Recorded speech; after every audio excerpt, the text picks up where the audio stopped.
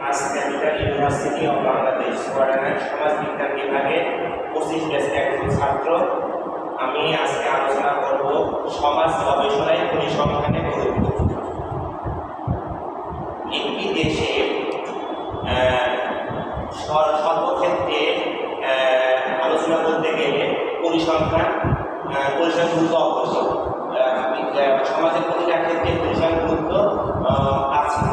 সেটা হতে পারে জনসংখ্যার পরিমাণ, ভূমির পরিমাণ, শিক্ষার হার, উন্নত চিকিৎসার হার, দায়িত্ব সীমা, কত পার্সেন্ট নিচে বসবাস করে, এগুলো সমাজ গবেষণায় পরিসংখ্যান গুরুত্বের ভিতরে কিছু গুরুত্বপূর্ণ আলোচনা আছে। সেগুলো হচ্ছে সুশৃঙ্খল অনুসন্ধান।